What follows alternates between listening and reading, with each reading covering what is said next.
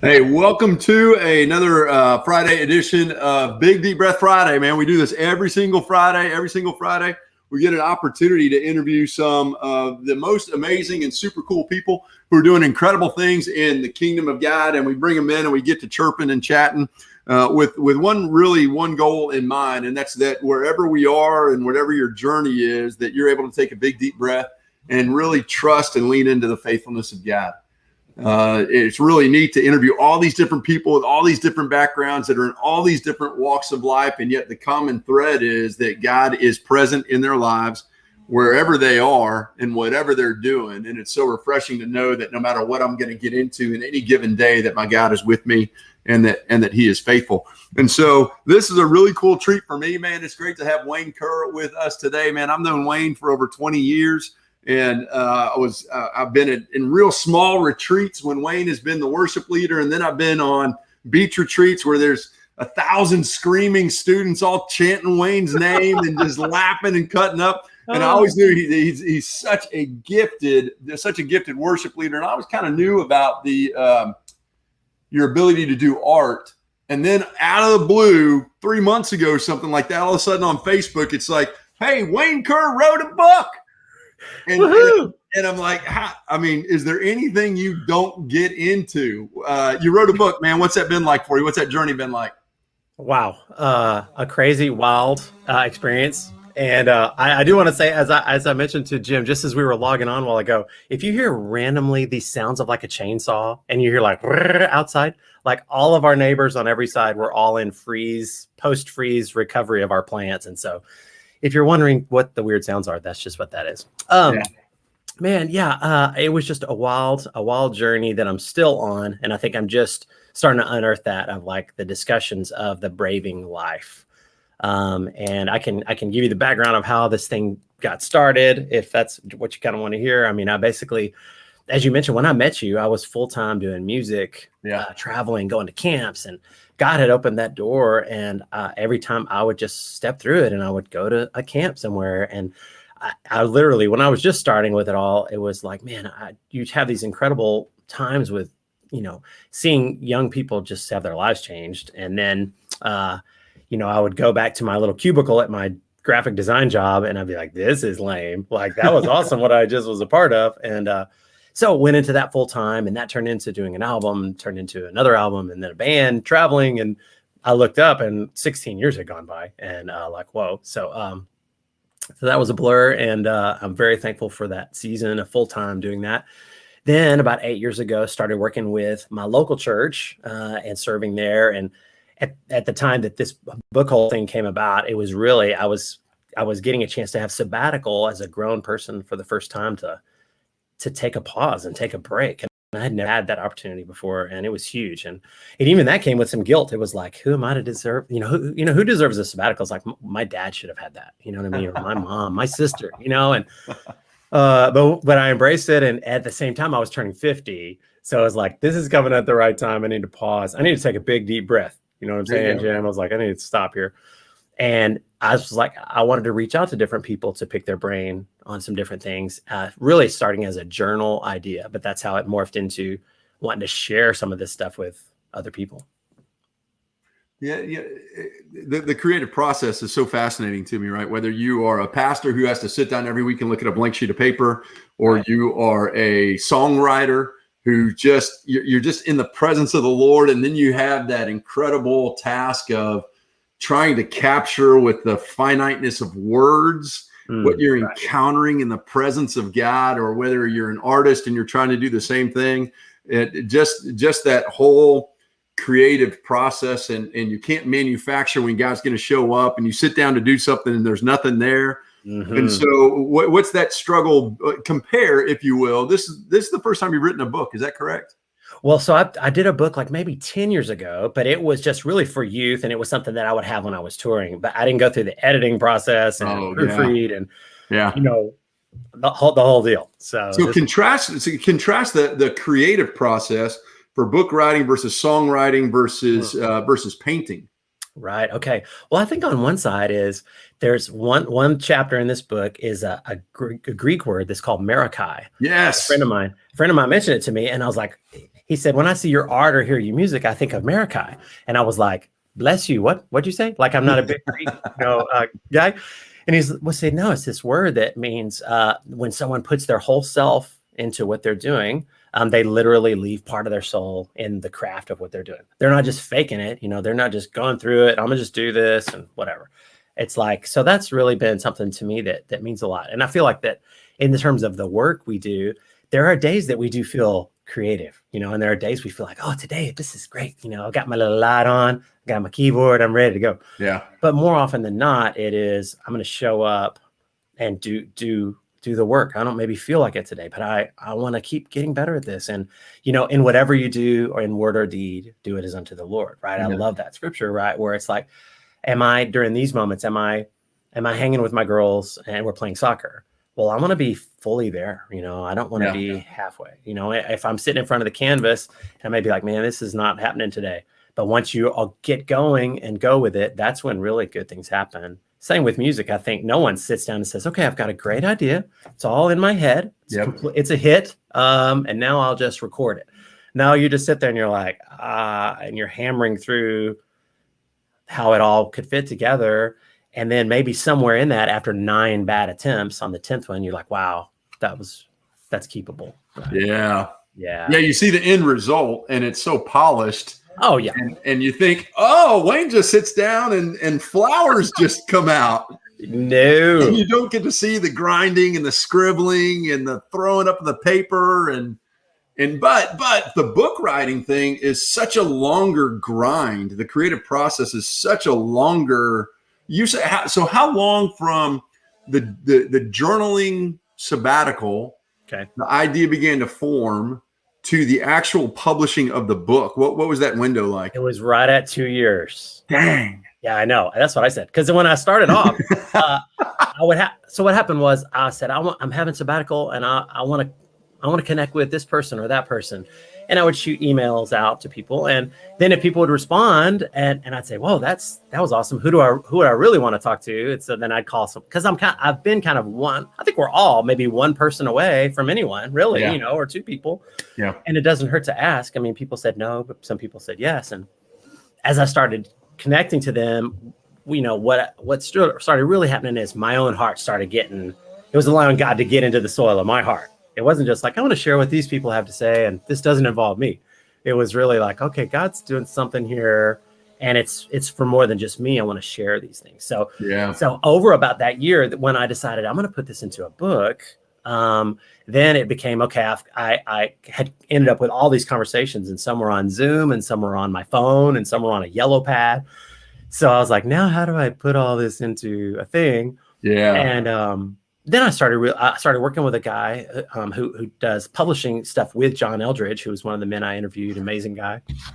And he helped me kind of dial it in to say, yes, we want to share a lot of what these other people have to say, but Wayne, you have stories of yours to bring to the table here, it seems like. So I'm going to challenge you to don't be shy about that. So all of a sudden there's the blank canvas, and then there's the things that fly at us that say, who are you to do this? Or who am I to X, Y, Z? And we can talk about that in a little bit, but you got to fight through that to say, okay, God, you've led me to this moment. And so here I am, And so that was about another 6 or 8 months of just trying to get it compiled. And then I shot you a little note of saying some funny things happened once I got to the editing, proofreading part, which is quite the humbling experience.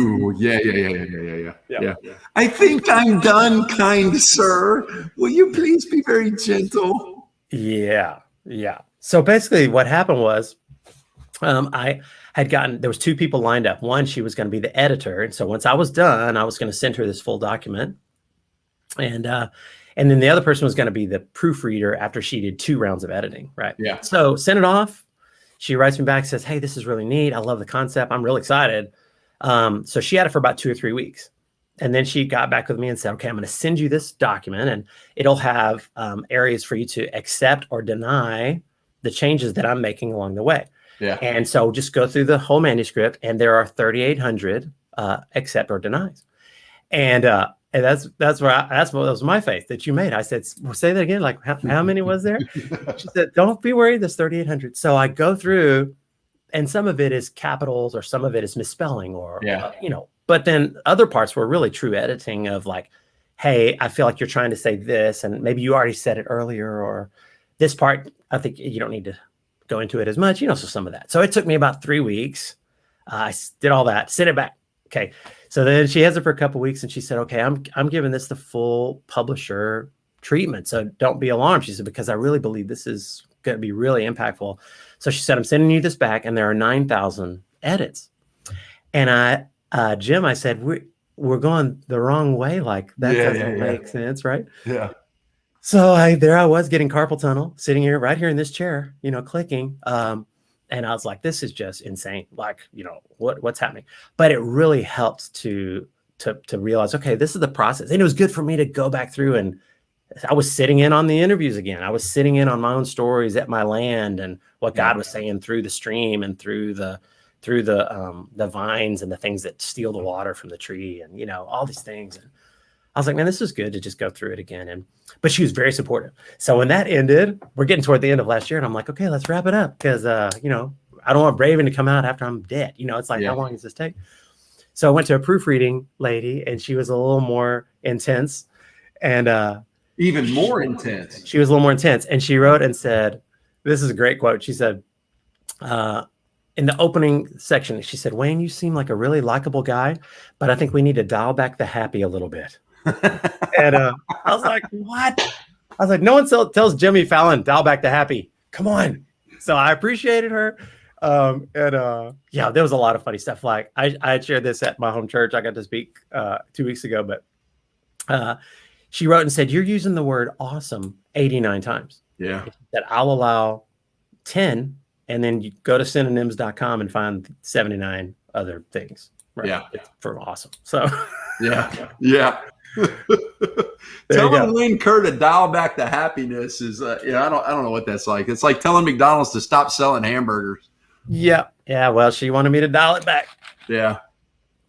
That's awesome, man. Uh-huh. But then you go through the proofreader and then you have to get the cover design, and then the cover design has to line up, but you're already such an incredible graphics guy that you got to leg in on that. So watching this whole thing, and I love what you said about you ended up working with the guy, one of John Eldridge's guys, because I'm sure it's like a band, right? Like you think this book thing's a solo deal, but oh my gosh, the number of people that have to come together that have all this skill, knowledge, and expertise in real precise ways to make this thing. I mean, this thing is really a band effort, and you feel bad because you're the only picture. Like, can we have a group photo here? Right. I know. Like, here's some of the people that need, starting with my wife, right? My wife needs the kudos, and my children, Yeah. It's like, I tell you, and you're right, because saying music terms, you might write a song and you're like, yeah, this feels good. And then you get your band guys in on it and you're like, hey, here's how this feels. Let's work it out. Then it goes to some mixed guy, like in Nashville or wherever, and he doesn't know you at all. And he's not emotionally attached, and you're letting him kind of get out the scissors and, and you're like, then it goes to a mastering person. But at the end, you're like, okay, I want to learn from the expertise of all these other people. Because other than that, I'm just saying, no, I know it all. So I'm just going to do it myself. And that's first, it's not fun, but it also, you're not going to learn as much as you could have learned by connecting with other people who that's what they do, Yeah. I want to ask you this, because I think this is,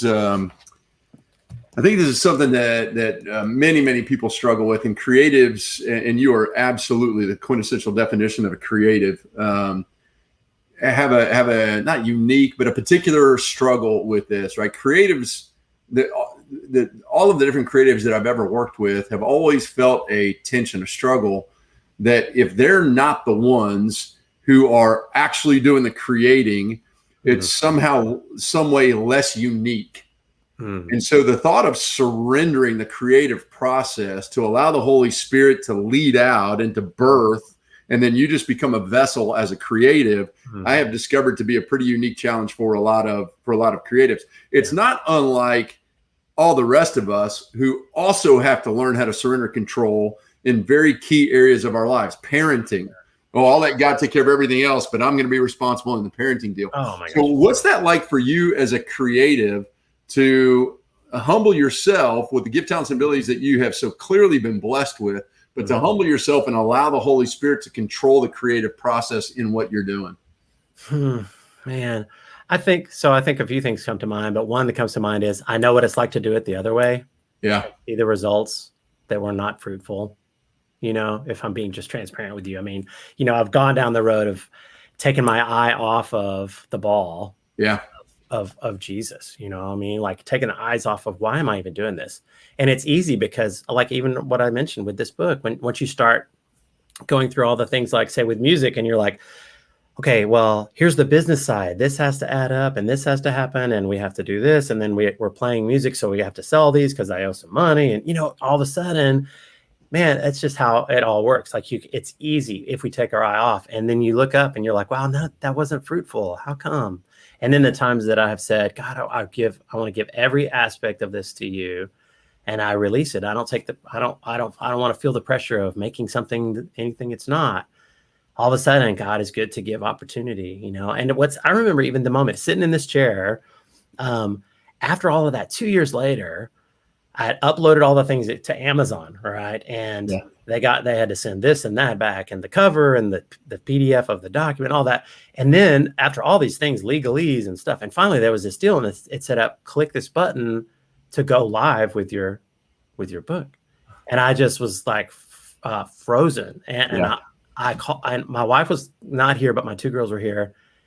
And I called my girls up, and they came up and they're like, why is Daddy crying again? It's kind of a normal thing, seems to happen. But I said, y'all, like I've been working on this for 2 years, and times that y'all let Daddy go away for overnight because I just needed to type 1,000 more words. And I said, but I'm about to click the little button. And I said, I want us to pray together, all three of us, because I want y'all to see, like, I'm going to give it to God. I don't just want to say that, but let's do it right now. And if one person reads it, and that was God's plan, then man, wow, you know what? We're going to give it to God together.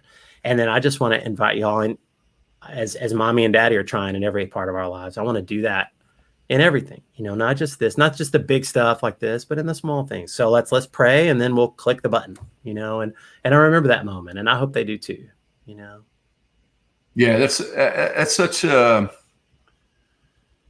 so the surrender part of that, and then when you surrender, you allow other people to get invited into that space, and it becomes so much more about so many other people than just you and yours. And now your daughters are a part of that, and then they get to see it, and then it becomes a generational thing. And just the exquisite way that our Father knows what He's doing. But we're in the wrestle of trusting Him and figuring out how to do that. And some key things where, like you were talking about earlier, which I think is really cool, that there's some real economic reality to this. I mean, right. I know because I've done this enough times.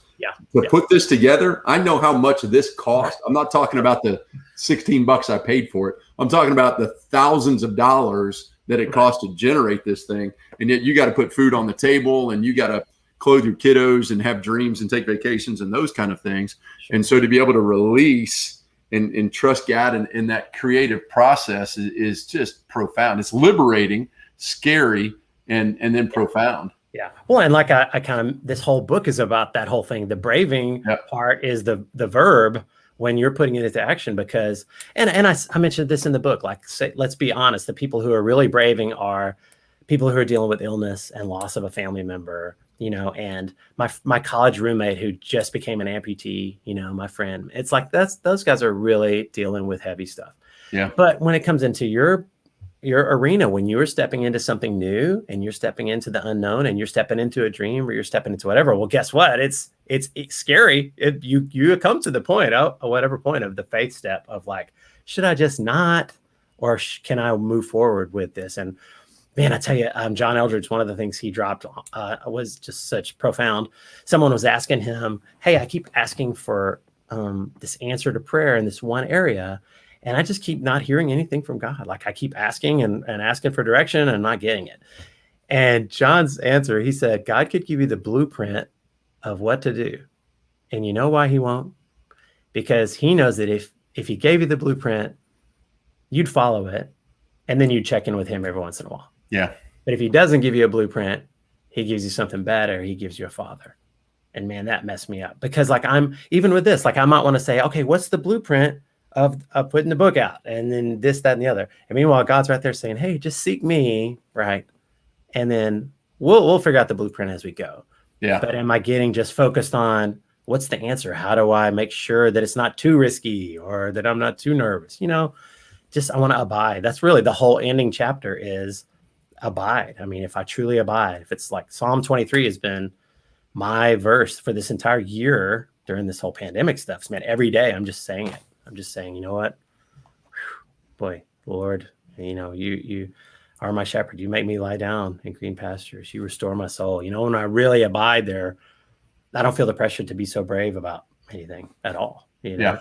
Well, and one of the things I love about one of the themes that you've spoken into already, and it's one of the commonalities in the stories that I've read in your book so far, is that even the get good at failing, thing, that you got to engage the process. I mean, you got to cut yourself a whole lot of slack and know that you're going to have to learn.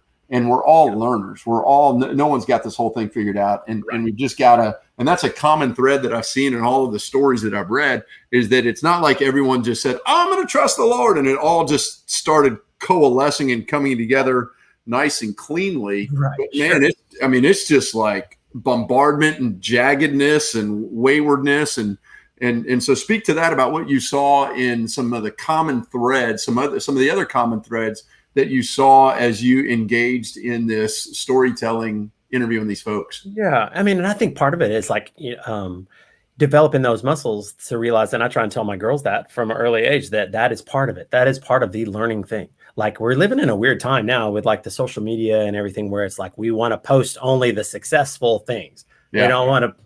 So it's kind of creating an undercurrent of, oh, someone's a failure. Well, then that's not a good thing. But the people who are succeeding and overcoming and growing and learning, that only comes through you're stepping into something and it's not going to work, and you fail and you learn, you go again. So I was seeing a super common thread in so many of these people that I talked to, like Fernando Ortega. Was talking to him and he said, yeah, I put out an album, and it was one of my favorite songwriting ones. He said, because he's from New Mexico, and he said, I have the songs about the coyote, and I have a song about wilderness, and a song about the dragonfly and just nature. And I felt like God was talking to me through creation. And he said that album was a complete and total flop because Christian radio didn't know what to do with songs about a coyote, So I'm sitting there having Mexican food with Fernando Ortega, and I'm like hearing him say, yeah, that totally flopped. But it was life given to him. It was God was speaking to him. And if it wasn't a commercial success, that was okay. He's had other things that have gone well in that arena, but it's no less of his art and his creativity as a songwriter. Yeah. So I think the people that I would, and also at the beginning of my sabbatical, I read this huge biography about Walt Disney, and boy, I didn't know a ton about his life. I talk about just continual opposition and failure and starting again and losing it and getting stabbed in the back. Like, you might think he made Mickey, and then he made this, and then he made a park, and he got old and passed away. It's like that, dude. If you read that, you're like, the opposition was through the roof, and his ideas were amazing. Yeah. And I think there's something about that, what I said about the Marikai stuff, that like God has, why are we wired in a certain way to want to give our all? I think some of us, John Eldridge talked about in the counseling world, he's noticed that as people start experiencing healing in their life, they start getting more creative. He said, it doesn't matter if they're men, women, older, teenagers, when people start receiving healing, drawing closer to the Lord, all of a sudden different things start happening in their life that others perceive as, that's so creative. But really, that's a regenerative part of the heart of God, of like, be like a tree planted by the river. You'll have fruit, shade, birds will come live in it. It's going to do all this stuff you can't even imagine. But you're not drawing your source from the drought out here. There's a river right there, and you're drawing from His goodness. Yeah. You're gonna create new things. Yeah, and that's what you were talking about earlier in the abiding, right? John 15:5, I'm the vine, you the branch, abide in me, and you'll bear much fruit. Yeah. And the fruit is just going to go in whatever ways the vine is feeding if the branch would just abide. it's an absolute promise of this incredible robustness of fruit. And one of the other things that I loved about your book was what I like to call fresh powder. That it's not like these people were braving and God put them all in the same slot and their lives looked exactly the same. Right. It was that they just came and just laid down in the presence of God, and God just started shooting them off in all of these different God kind of directions that no one could have ever written for their lives or planned or whatever. And yet they're all exquisite and they look beautiful and they're absolutely unique and full of the presence of the presence of the Lord. Yeah. And man, I tell you, like Ephesians 2:10 has been like a main verse that drives a lot of things in my creative life. And anytime I'll be at a camp or anywhere with kids, I'm sharing, hey, you know what? You are God's masterpiece. You're his handiwork, created new in Jesus to do good things that he planned for you long ago. Like that, you could just unpack that for like a month. Right? Yeah. So firstly, you think I'm a masterpiece? Like there's no one else that has your fingerprint. Like when you were just describing some of the people I talked to, yeah, because God has wired everyone so completely different. And he's desiring that be a manifestation of like his creativity. Right. And, just when I would go to these camps and see a kid who's just hurting and just to say, man, you're a masterpiece. God is crazy about you. And he knows your name. And long ago, before you were born, like he's got something in store for you. And all of a sudden, like, just is that almost that didn't know it. That's never been said over their life, Yeah. That's so profound. And I just hope that anybody, even if they're watching this right now, to just know that and to say like, wow, God knows your name. He knows right where you are. He knows where you're at. And it doesn't say he created you new in Christ Jesus. So you'll stay at home and do nothing. And watch Netflix, and then bye. He's like, no, because he said, love the Lord your God with your heart, soul, mind, and strength, and then go love your neighbor as yourself. Like something that when you bring it into the world, you're bringing love to our fellow man. And I mean, humanity's taken a pounding in the past 12 months. I mean, so we're the ones just supposed to say, hey, you know what? Gosh, let's bring light into the darkness and bring joy and be honest about failing. It's okay. Failing doesn't mean I'm a failure. Right. Failing means, okay, what can I learn from that? Up we go again. We try again. Right. Keep going. Yeah. And I love how varied yours, Wayne's creative expression is, that even in your artistic work, and then the people in the book, there are so many non-traditional expressions of God's creativity that you were able to capture. So music and books have been around for a long time, but in the 90s and even into the early aughts, art wasn't really thought of, or there wasn't really given a whole lot of space for art as an expression of the creativity of God. And so, which is crazy, right. But we so just want to continually drift into the familiar, and then the familiar becomes the traditional, and then it takes somebody like you to allow the Spirit of God to take them in non-traditional ways. And then in the people that you're talking about, like Bo Brotherton, where he felt like the Lord was leading him to go do Shed to House, or the one I'm just like, I just read it today, Ben Chai and the Streetlight Cadence. And all of these are they're so exciting to me because they're so unique and they're very non-traditional. So that for folks who are watching, would you speak into that about how do you get set free and allowing God? Because I'm just imagining God doing something like art, and then the person going, well, but art's really not a thing. And when I go to church, I see people sing and I see people teach. So that's all that God does, or white babies' butts. Otherwise, God doesn't do anything. Like, so speaking to allowing God to breathe life into non-traditional things that are equally creative expressions of his glory. That's right. Well, I would just say this. So like one of my main questions that I wanted to pick John Eldridge's brain about was some of those very questions. As I was on staff with the church, but I was also periodically going to these art shows and setting up my little booth and having these paintings. And what would happen is I would find myself having these crazy conversations at these art shows that were just so unexpected. And I realized, okay, God is at work in our lives. That's it. It's not like it's almost like if we have church and you have 2,000 people in your church, and then is God at work only in like the staff members? Yeah. Well, no. I mean, he's at work in the guy who works at Chevron, and the lady who's a great, amazing stay-at-home mom, and the guy selling insurance right over there. And he wants to take us out in the marketplace wherever we are, So when I was with John, I was like, hey, okay, so something's weird's happening with this art thing with me, because I'll go and set up an art show, and I don't, no one knows that I'm a Christian singer who's done 9 albums. I'm just this guy. And there's a painting of 2 bears, and there's Willie Nelson's face, and there's a buffalo and a sunset. You know what I mean? It's art, right? It's visual. It's trying to capture different things. And so I'd be at some of these things, and man, just seeing God work. Like one time I had this little truck that was an old red truck, and it was kind of during the holidays. So it was like kind of a red truck with a Christmas tree in the back of it. And this sweet lady walked up and she said, my husband, he's had a stroke. And before that happened, he and my daughter fully restored a truck exactly like that. And it was, oh my gosh. And God was like this on my shoulder. And I said, well, would you take this as a gift if I gave it to you right now? And she broke down crying, right? And that's God moments, right? Because it was like, did I want to get $200 for the little thing I painted, or did I want to have a divine appointment where art can connect 2 people's hearts, right? Because I can paint another truck with a tree in it, but in that I can't have that moment again with this lady, And I was like, wow, God, I want more of that. I want more of this. And so I was asking John, I said, do I need to put like a little cross in the 2 bear painting for it to be a Christian 2 bear, thing? And he said, he's such a brilliant minded guy.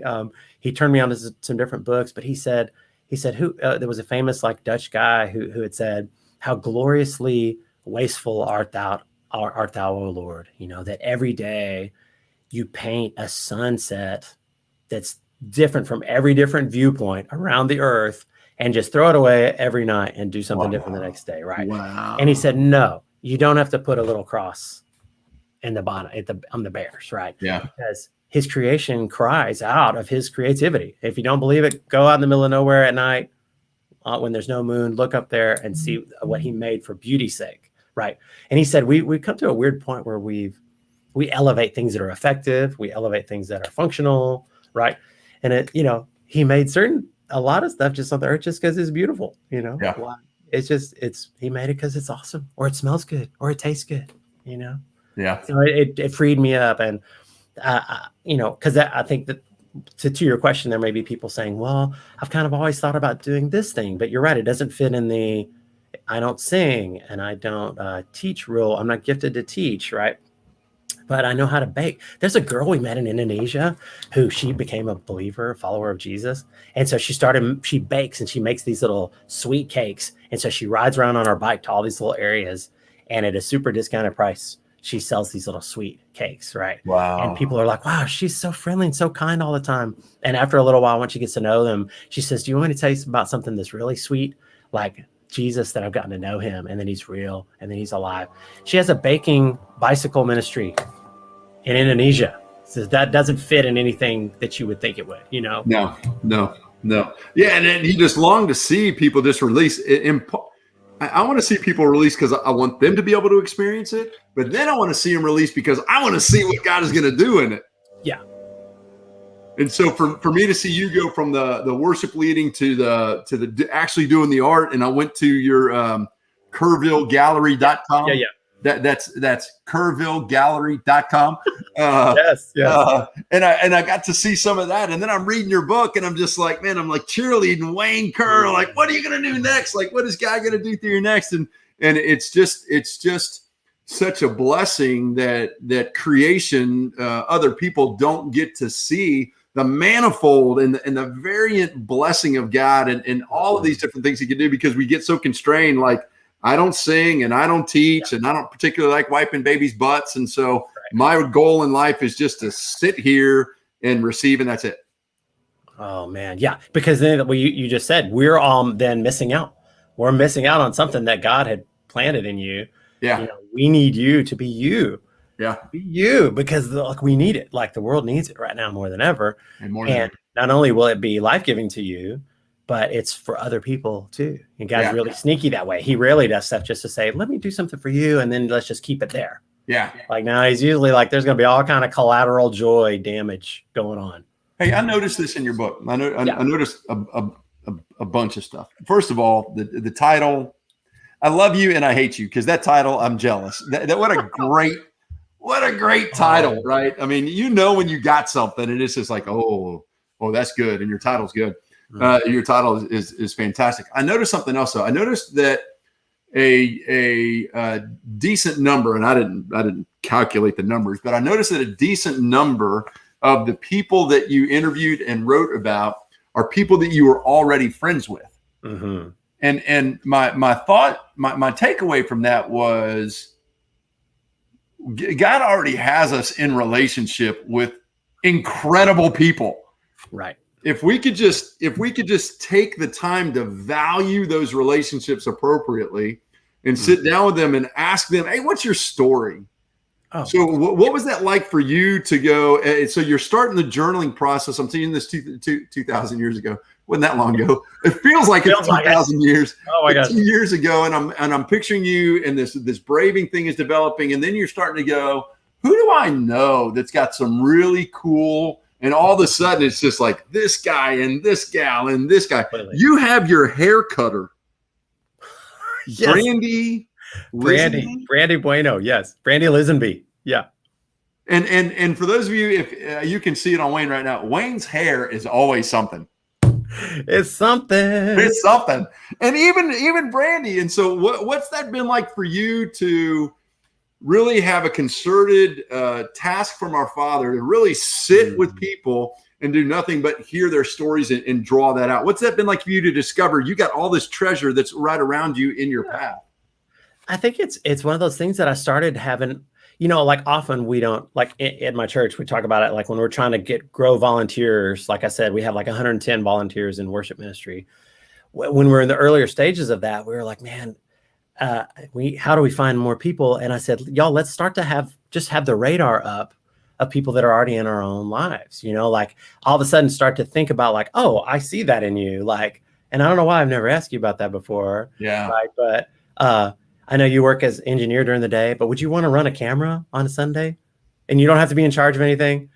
Oh yeah, sure. I'll do that. You know what I mean? Like just starting to have the radar up. And so like guys, so Johnny Caraba, like I had done an event with him at a school and I saw him give away like a grant for teachers, right? And so I had a little bit of a door in to connect with him, but I already knew here's a guy who is living a life with a grateful heart and being a giver, And so some of it was that where I had met them or I've done life with them in some capacity, but to say, hey, I do want to sit down and hear more of your story. And part of his thing was, he said, a lot of young people just don't seek out and want to sit down with the older people to learn what they have to share. Right. Yeah. And so he starts unpacking. And that was one of the things, because a lot of times I would think in my mind, well, this is probably what I'll get from this interview and it'll probably go this way. But when it would end, I would go back to my truck or something and go, that was the last thing I thought Johnny Caraba was going to say, because he said that he put out a cookbook that's this real thick, beautiful book. And he gave me one. It's very kind. And he said, any employees that have been with me for over 25 years their pictures in this book. Because there are 220 Carabas, but he works at the one on San Felipe. He runs that one. Yeah. And there's all these employees that have been there 25 years. And he said, when the publisher gave me my copy, I was getting on a plane from Houston to New York. And he says it was a 3-hour flight. And he said, I cried the entire time I was on the plane, because here's these people who have given me the life that I have now, given us the company we have. But I'm so thankful for these people. And he said, picked up his phone. He said, I got a text the other day. A lady said, my brother brought in our elderly father, who's a recent amputee, to Carrabba's, and your employees helped him in the bathroom. And I just want to tell you, thank you. Right. Wow. And so for him to unpack that and say, that's why I come to work. I don't come to work so that we'll open the 222nd Carrabba's somewhere, I come because this is my family. Like I want to love my family, and we want to be givers. We want to have a thankful heart. Here he is. There's the fruit of of what God says, be a giver, bless other people. And so just seeing him walk that out and give scholarships to teachers and on and on. I was like, man, I wasn't thinking I was going to get any of that, but it was like gold nuggets that I want to be more of a giver. I want to have more of a thankful heart. Yeah. So, yeah. And there's so much to learn and enjoy and be blessed by just sitting down with people. And it's just even people that are already. So this is the crazy thing, man. I mean, your book, one of the other things I love about your book is it just presents such a simple strategy that God our Father is the master creator of uniqueness. Mm-hmm. And if we can just trust in him, and then there's already people, there are already all of these treasures of people that are already along your path and in your journey that you can harvest from and learn from and listen to and share with. And there's all this riches all around you, but we're always spending our time going, oh, I'm not Wayne Kerr. I can't grow cool hair like Wayne Kerr can. I certainly can't dress like Wayne Kerr can. I've been trying for 22 years and I can never be able to pull it off. And we're so frazzled by, I'm not that guy or I'm not that girl, that we're missing out on who it is that God our Father. And the secret to Wayne Kerr is I'm just who God has made me to be, and I'm doing what God is leading me to do, and that's it. Yeah, that's right. And I mean, I think musically, this is what I share with the young worship leaders that I'm encountering out there. And there's a great young guy I met with this last week, saying, you don't have to try and be Hillsong. Don't be Chris Tomlin, don't be Bethel. You be you, because the only reason they're experiencing some success is because they were being themselves. They're trying to minister to their own people at their church, and so it's a weird thing. It's a strange temptation to say, well, something's working. Well, let me just do that or be that, because then there's some safety in the fact that it might work well. Yeah. Right? But even if you nail it and copy them, well, then guess what? Then you just were a ripoff. It's like, okay, so it might be marketable for just a second, but then people are like, well, that's a copy of someone else. Yeah, that's that. I'm flipping there in your book. It was the on page 16. Command new is greater than command copy. Yeah, come on. Yeah, that's so. Book, man. I read the book. I'm down with you. I'm down with Wayne Kerr. I didn't know what all these squiggly things were. And I'm like, oh, that's cool, man. That's Apple Macintosh stuff. Yeah, well, I was I'm an old fashioned. I'm a Windows guy, so I'm a Windows Android. And I get in trouble for it all the time, but you crapple people, I just can't handle it. That's awesome. Yeah. But that's exactly that part where it says, that's just the command key for command new is greater than command copy, right? Yeah. So you being you, well, that is new, there's new life, newness and joy, your blessings are new every morning, right? So I'm not called to be someone else. I'm not called to be someone else. I mean, Jim, you're not called to be someone else. You're like, hey, here's what I am. I think we finally come to the point where you run out of, you can try for a long time, but your arms just get tired of rowing that boat, where you're like, I'm just going to row till something works. Then you're like, okay, well, years later, my arms are tired. I'm just going to put the sail up because I'm exhausted. And then just God gently blows you this direction, because he's like, I was never trying to tell you to go over there. I'm trying to get you over here. Yeah. That's so good, man. I remember for a long time, I was afraid that if I fully let go and walked in the fullness of who I felt like God was leading me to be, that no one would want to be around me, because I'm a freak, man. And I love Jesus, and I just want to shout, and I want to live to the fullness. And I just felt like people would be like, ostracize you. Yeah. Like, man, you got to try. I can't handle that. And finally, the Lord just spoke to me and said, son, all I want you to do is be who I've made you to be, and I'll take care of the rest. But I needed that kind of divine permission from him, just to say, hey, I made you this way, man. I made you this dude. So just go full on gasoline, energized juju, and away we go. So I think it's like, sometimes in life, and where we're talking about here with the creative things, or stepping into something new, or stepping into a different level of things. I mean, it's like the baby steps of trying it. And like all these people that I talked to, it was just, you start to get some momentum to go, okay, they tried that. And then the sky didn't fall on them. Like when Ben,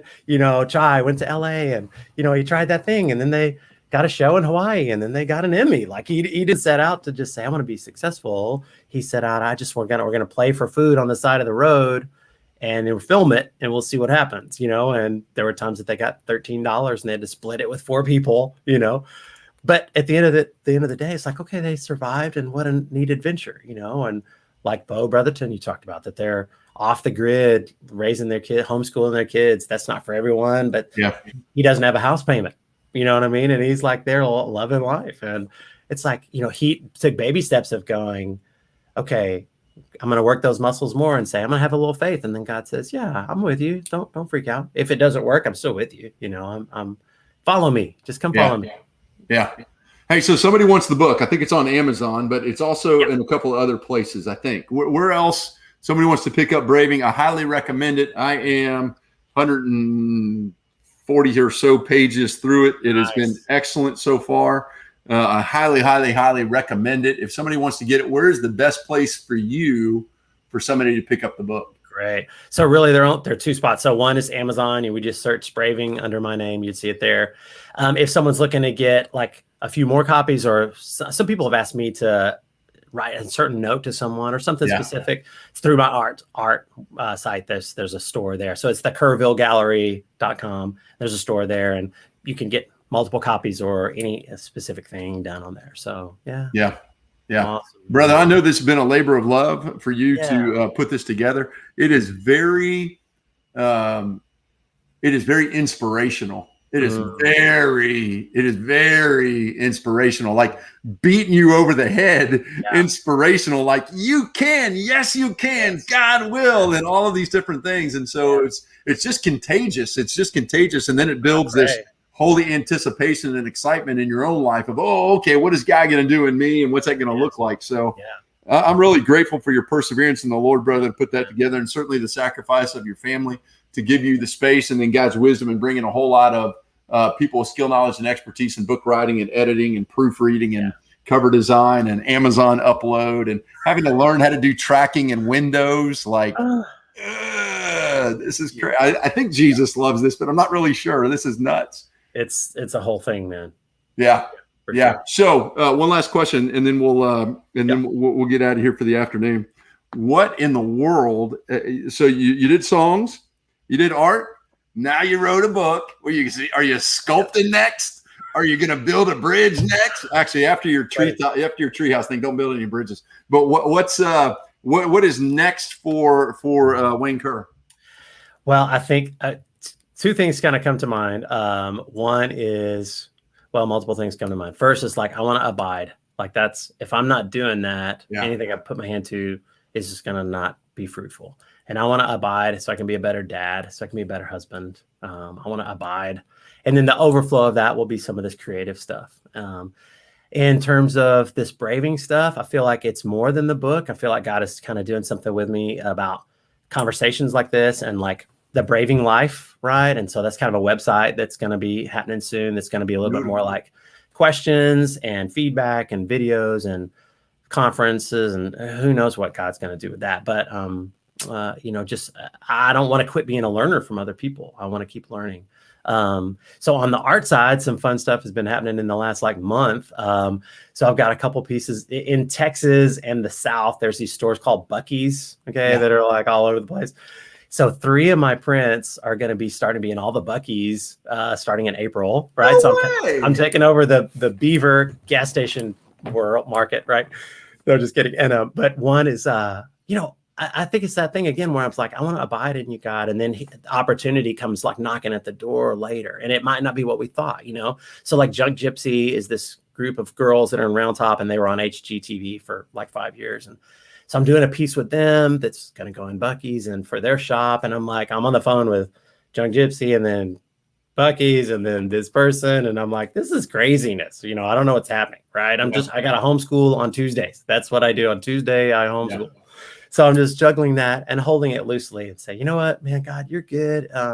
Everything that's good comes from you. And sometimes the things that I think are best, maybe that's not best, And so, again, I want to put the sail up and just trust him, because, man, Jesus he wants to whisper to us. And I really feel like, I guess I'll end with this, is that, that sabbatical time was so powerful for me because I was slowing down enough to hear from God. And it really took that. It took me, because I'm kind of wired. We got a lot going on. And boy, now more than ever, we're filling up every nook and cranny with information or a quick email or this and that. And we're filling up all this space. Yeah. And when I slowed down for real, I was hearing God like left and right, man. Wow. So it was like, okay, and honestly too, I felt like God clearly say, you know what? Hey, Wayne, I'm trying to give you sabbatical every week. And it's called the Sabbath. Amen. You're not doing it. You don't have to wait 7 years to take 6 weeks off every week. I've actually made it a command because it's how things are wired. Yes, work on all your stuff. Work on your painting. Work on your art, your message, your sermon, whatever. But give me a day back, right? I'm going to restore you. That's how this rhythm is supposed to be, and you'll be a healthier person. So that's what's on tap for me, I hope. So you got KerrvilleGallery.com, and then you got WayneKerrMusic.com. Yeah. Both places that anyone who is listening today, or if you share this out, it'd be super helpful to share this out. One of the goals that we have with Big Deep Breath is to create a platform where artists of all different persuasions that can have an opportunity to broadcast their what God is doing in their lives far and wide, that you can get as much access to as many people as possible. So if you love Wayne, or if you're interested in his music or his art, there are those two places, WayneKerrMusic.com and KerrvilleGallery.com. You want to support him and love on him and receive blessing. Wayne's stuff is just spirit filled. It's just beautiful. It's beautiful. Thank you, brother, for the time. It's always great to see you, man. God bless you. Thank you for your perseverance in putting the book together, and I will be sending it out to a whole lot of folks. Awesome, buddy. I appreciate it so much. Thanks for the time. Yeah, absolutely. For those of the rest of you, next week we'll have Wayne Hastings will be our guest, and Wayne is a veteran of the Christian publishing world. He's been involved in some pretty significant projects, but he's also endured some pretty significant suffering and loss. And so he's going to talk about the goodness of the Lord and facing severity of loss. And so I invite you to come back with us next week, as we, again, get in the presence of the Lord and look for all these different reasons why we can take a big, deep breath. God bless you guys. Have a great week, and we will see you soon.